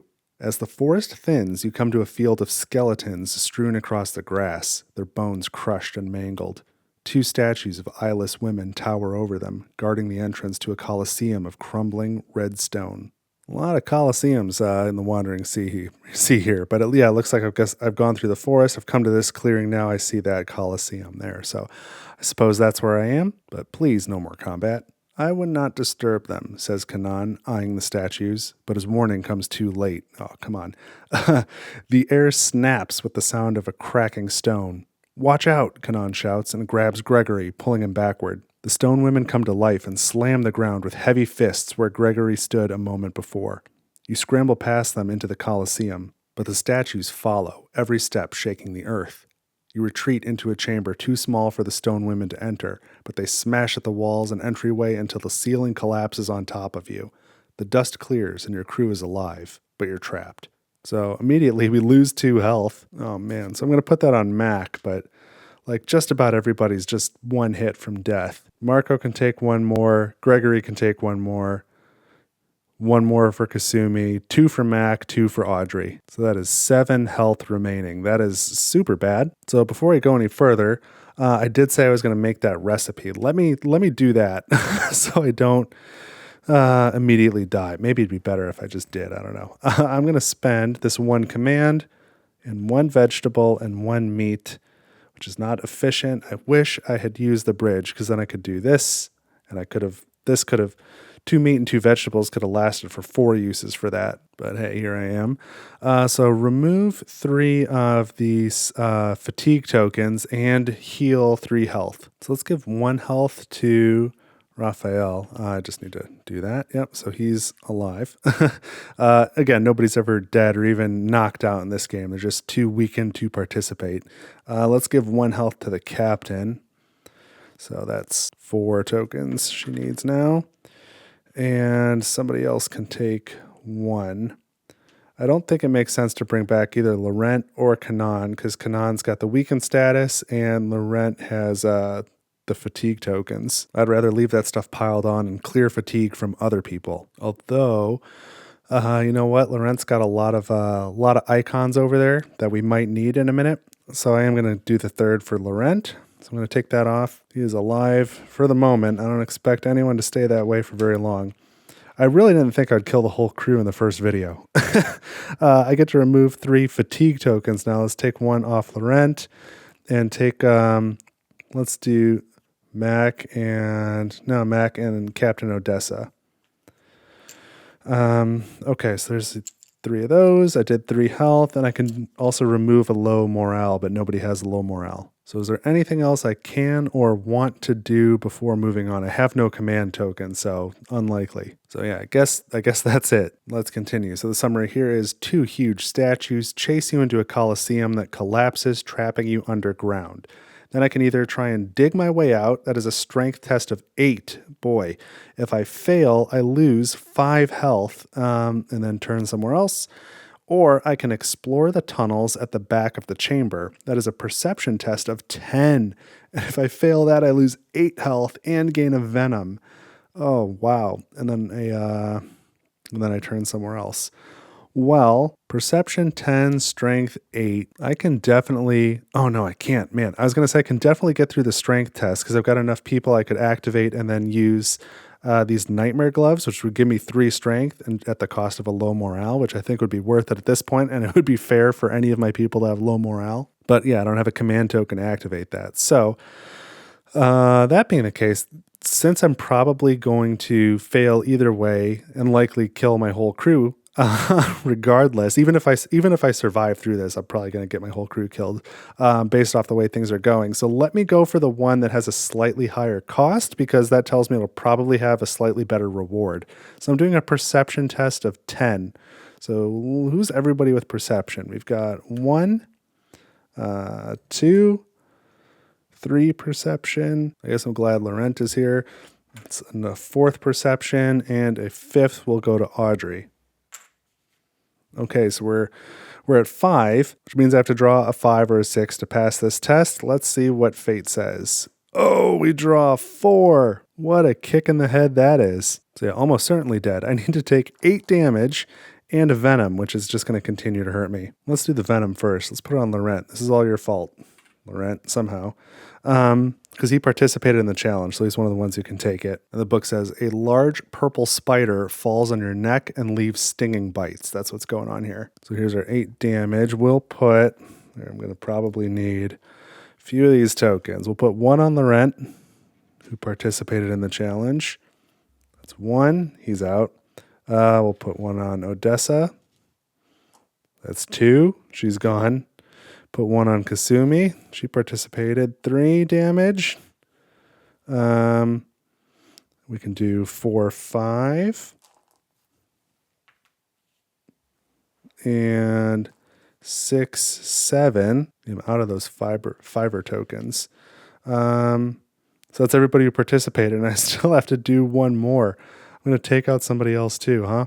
I guess Marco, because you're closest. I don't have to reach very far. So I've only got 1 health left on Raphael and 1 health left on Gregory. Everybody else is totally out. Man, this has gone so poorly. I swear this is not my usual experience. But okay, we turn to the next section now. We've explored the tunnels at the back of the chamber, and a large purple spider fell on our neck and left stinging bites. So what do we get for that? Well, you delve into the dark passages below the Colosseum. At the bottom of a shallow pool, you see a stone intricately carved glowing in the dark water. The frigid water numbs your hand, and when you touch the stone, a shock runs through your body, throwing you back as if you'd grabbed a live wire. You open your palm and find the stone still in your hand. That's what Anne was looking for before she gave up and retreated to her den, says Mac with satisfaction. A few hours later, you emerge from the tunnels and make your way back to the Manticore. So we gain 4 coins and 2 XP. So I'll make change with the coins. 4 coins is going to be needed. I mean, that's only enough to just go to the port and try and start healing a few people. Then what else? 2 XP. 1, 2. So we've got 3 XP to spend. And adventure card 38. I hope it's something good. I mean, it's a totem, so that's good. This is the Gatestone. 3 command, move to any port. What? Move to any port? Are you kidding? That's incredible. You don't have to travel. You can just go to any port? That's real? That's amazing. That is not on my list from before. I've never seen that one. That's incredible. I can't believe I've got that. So now I complete quest 6. Falcon goes away. Man, that almost makes it worth it. I have a feeling the next event will kill me though. If I have to lose 2 health, it's just over. But if I somehow miraculously get through that next event, I could go to the quarters on my ship and gain 3 command, and then use them on that next turn to move to any one port and start healing everybody. But all right, my quest is completed and I return to my ship. So that is it for that turn. So this is quite a place to leave off for the next video. I was really not anticipating getting into 3 combats in this first video. And yeah, I don't know. Maybe I'm just mixing up my memories of playing this with playing Primeval Peril, because out of those 3 combats, I did not get any weapons. Ideally, I would like to get weapons before doing any more combat. Yeah, if I somehow manage to survive whatever that next event is, if I don't have to take 2 health damage, and man, there's probably going to be a challenge, and the challenge is I'm only going to have Gregory and Raphael, so like no icons to use. Oh man, but yeah, if I somehow survive, then I can spend 3 command, go back to the port. I could spend 6 coins at the healer and fully heal 6 of my 7 like completely out of it crew members. And I'd probably heal everybody except Laurent, leave him out of it because he's got the venom anyway. So until I can do something about the venom, it's not really worth it. At that point, I'd rather reheal Raphael or Gregory. But after going through those first 6 events, I do have 2 totems, so that's not bad. So I've got a few things to think about. I am looking forward to the next video. My aim is to release one of these every week until I complete the campaign. I'm doing all these campaign videos on Saturdays, so continue to look for them then. Again, be sure to subscribe to the channel if you don't want to miss it. And then just note that with the recording schedule a little bit in flux because I still have quite a bit going on. I'm trying to release a lot of content right now. It's possible I'll go more than 1 week without releasing the next episode in this campaign, but I'm trying to get it knocked out 9 weeks in a row. So anyway, if you think I made a mistake or if you have any questions, please do let me know in the comments. I would like to talk to you down there. And otherwise, I hope to see you aboard the Manticore with me next week right here on Table for One. So until then, I hope you had fun watching. I had a great time playing, and I will see you in the next video.